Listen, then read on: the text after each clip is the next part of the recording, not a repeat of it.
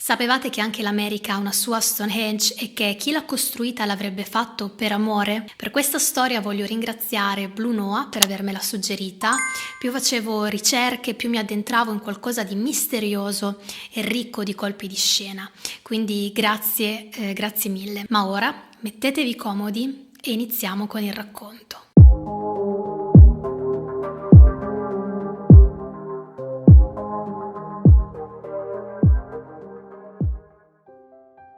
Eduard Lizcanin nacque a Riga, in Lettonia, il 10 agosto del 1887. I suoi studi si fermarono alla quarta elementare, ma la sua curiosità lo portò a leggere tantissimi libri durante la giovinezza. Poi un bel giorno, all'età di 26 anni, si innamorò perdutamente di Agnes Xfast, una ragazza di 16 anni. Ed le propose di sposarlo, ma probabilmente, condizionata dalla madre che non reputava l'uomo un buon partito per la figlia, il giorno prima del matrimonio lo lasciò. Dopo la sua delusione d'amore, Ed partì ed iniziò a viaggiare in Europa, Canada e Stati Uniti. Si racconta che da quel momento il suo scopo fu quello di costruire un castello per riconquistare Agnes. Nei suoi viaggi però contrasse la tubercolosi, il suo corpo debilitato lo costrinse a scegliere una località dal clima più caldo.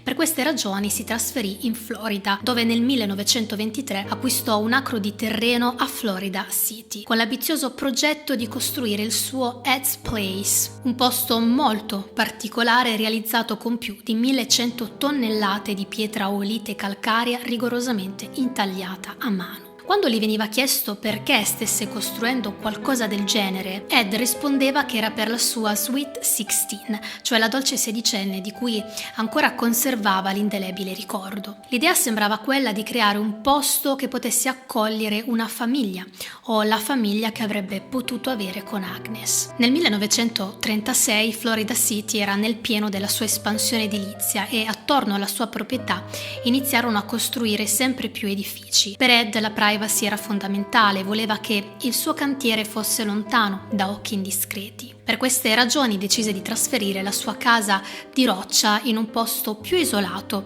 una zona periferica della cittadina di Homestead, a circa 16 km appunto da Florida City. Ed non ha mai avuto una macchina, girava solo in bicicletta, ma poté agganciare un rimorchio al trattore di un amico per trasferire i suoi enormi blocchi di olite. Per terminare il trasloco impiegò degli anni, anche perché dobbiamo considerare che ogni singolo blocco pesava tonnellate, quindi era impossibile spostarli in massa. Nessun operaio, nessun macchinario sofisticato dell'epoca. L'unico a lavorare al progetto era Ed stesso, con la sua statura minuta di 1,50 m e il suo peso di circa 45 kg. Una piccola sagoma che tra un monolite e l'altro si dava da fare esclusivamente di notte attraverso l'ausilio di lampade ad olio. Non lavorava mai alla luce del sole e mai davanti agli occhi della gente. Leggenda vuole che solo 2 ragazzini riuscirono a spiarlo, raccontando di aver visto i blocchi di roccia fluttuare in aria. Quando riprese i lavori nel posto nuovo, rinominò il progetto Rock Gate Park per l'enorme monolite all'ingresso in olite di circa 9 tonnellate, profondo mezzo metro e alto 2,30 m, il 9-Ton Gate. Ed aveva trovato il modo di farlo ruotare su se stesso e si racconta che bastasse la spinta del dito di un bambino per aprire il portone e farlo piruettare su se stesso. Dopo la sua morte a causa della ruggine dei cuscinetti esterni, il meccanismo ebbe dei problemi e un gruppo di ingegneri si adoperò per ripararlo.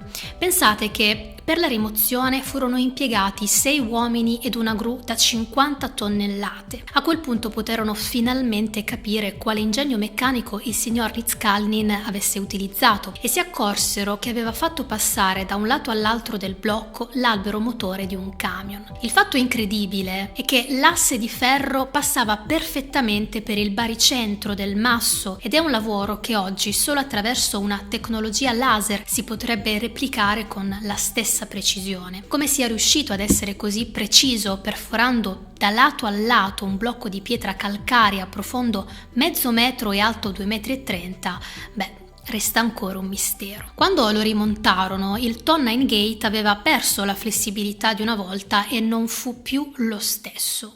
Nel cortile interno è presente un torrione di 243 tonnellate e a cui era vietato l'accesso. Lì Ed viveva e si riposava in una brandina di cuoio, circondato dai suoi misteriosi utensili da lavoro. Coral Castle è come una grande casa a cielo aperto in roccia calcarea pensata per ogni comfort, dalla poltrona a dondolo perfettamente funzionante, alle sedie, ai lettini.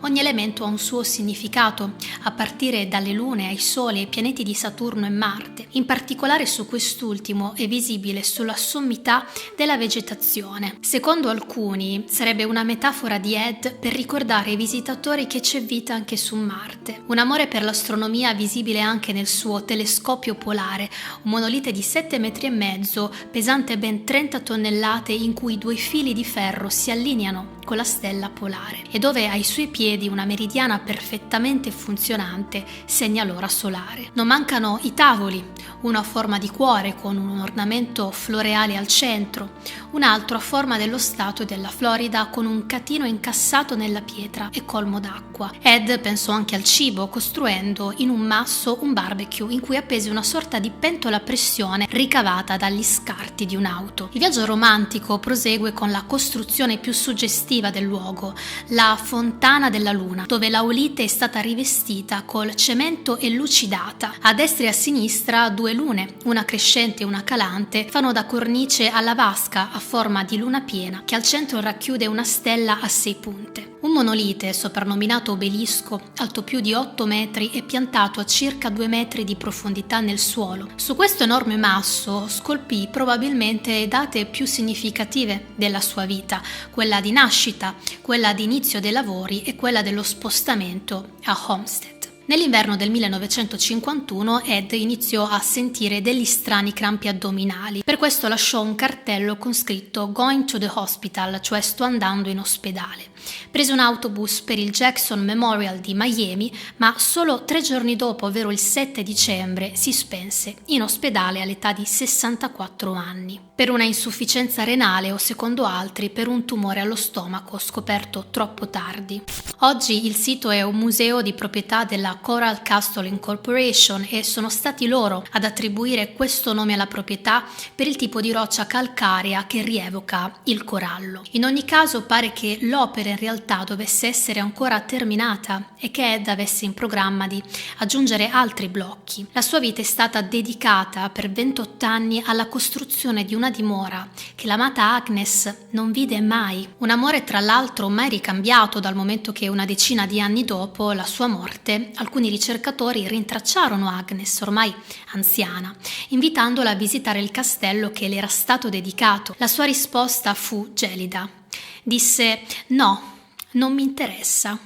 Durante la sua vita Ed ha scritto 5 opuscoli, A Book in Every Home, dove parla di Sweet 16, cioè la dolce sedicenne che gli aveva rubato il cuore. Parla della sua visione della vita domestica e di quella politica. Più tardi ha scritto il suo fascicolo più famoso sulla corrente magnetica, il Magnetic Current, e altri sulle sue convinzioni dei cicli di vita minerale, vegetale e animale. Quest'uomo, con solo un'istruzione di quarto elementare, ha persino costruito un generatore di corrente alternata i cui resti sono oggi ancora in mostra al castello. Le sue opere hanno incuriosito e appassionato studiosi di tutto il mondo e Coral Castle non sembra un semplice nido d'amore. Sono in molti a credere che nasconda tanti enigmatici indizi.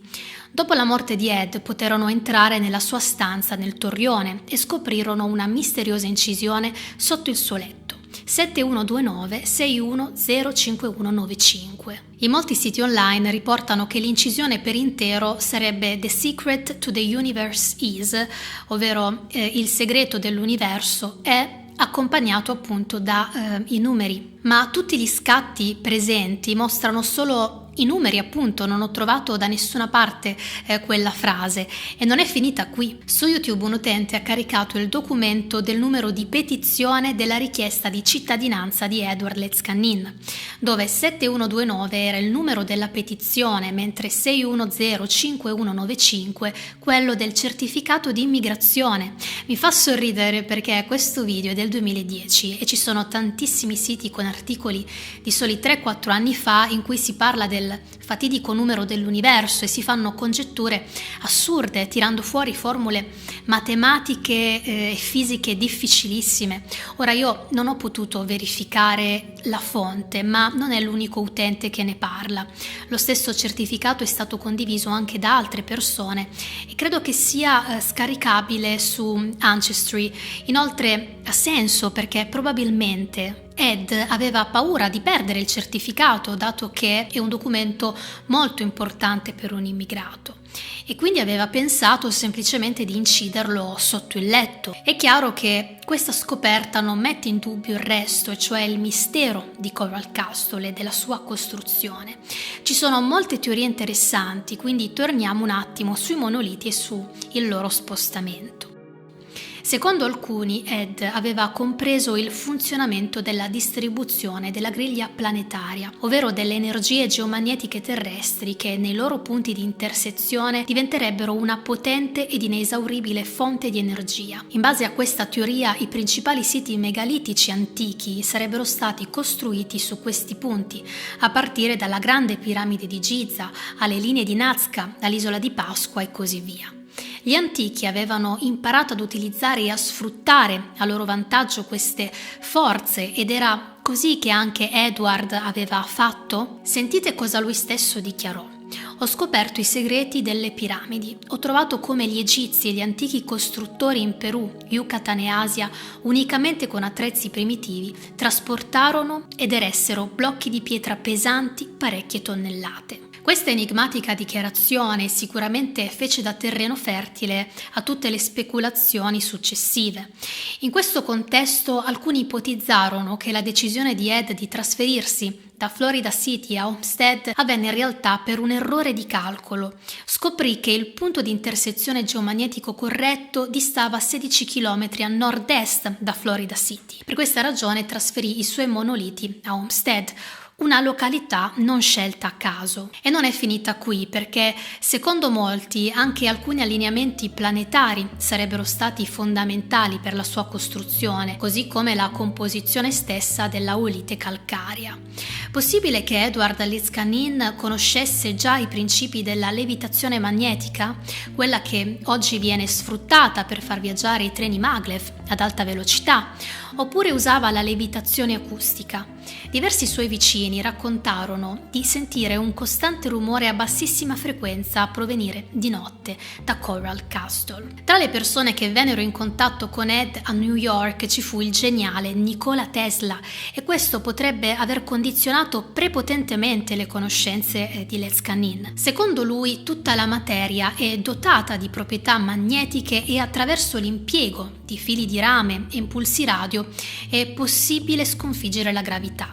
Un fatto bizzarro è che tra i suoi utensili nella stanza del torrione sono state trovate davvero molte bottiglie avvolte in fili di metallo, oltre ad altri oggetti strani come ingranaggi molto particolari.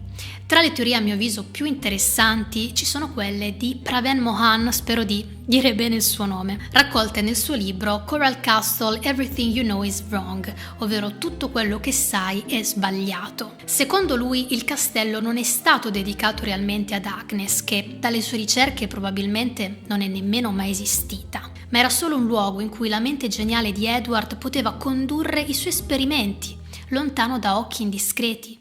La scelta di lavorare di notte era per non allarmare le persone di fronte al fatto che utilizzasse delle tecnologie inusuali che potevano insospettire o allarmare lo Stato americano. D'altronde lui era un semplice immigrato in un continente straniero. Il rischio di essere tacciato come un potenziale terrorista era un rischio che non poteva correre. Per Praven ogni singolo masso di pietra di Coral Castle ha un significato preciso, a partire dalle lune che affiancano Saturno e Marte e che, secondo le brochure stesse del museo di Coral Castle, Ed indicava con il termine Crescent of the East, cioè crescente dell'est. La mezzaluna più grande sarebbe Venere in fase crescente, meglio visibile a est col sorgere del Sole, mentre l'altra mezzaluna più piccola sarebbe Mercurio crescente. Così come la fontana della luna conterrebbe acqua non per senso estetico o romantico, ma perché Ed era convinto che nella luna ci fosse davvero l'acqua.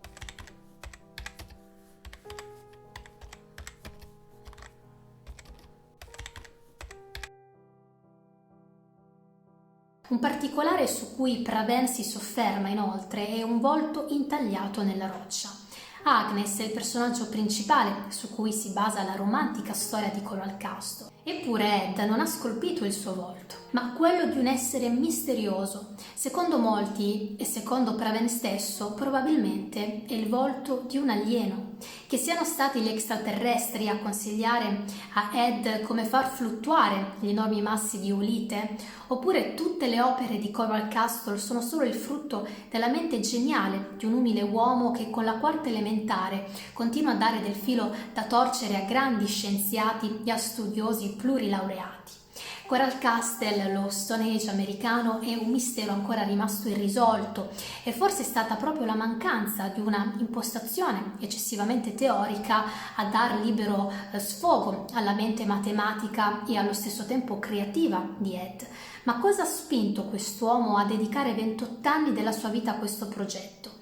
Che idea finale vi siete fatti? Le teorie su questo castello sono tante e sarebbe bello analizzarle più a fondo, quindi fatemi sapere con un commento se vi piacerebbe una seconda parte su Coral Castle con ulteriori approfondimenti. Io vi mando un forte abbraccio e ci vediamo al prossimo video. Ciao a tutti, ciao!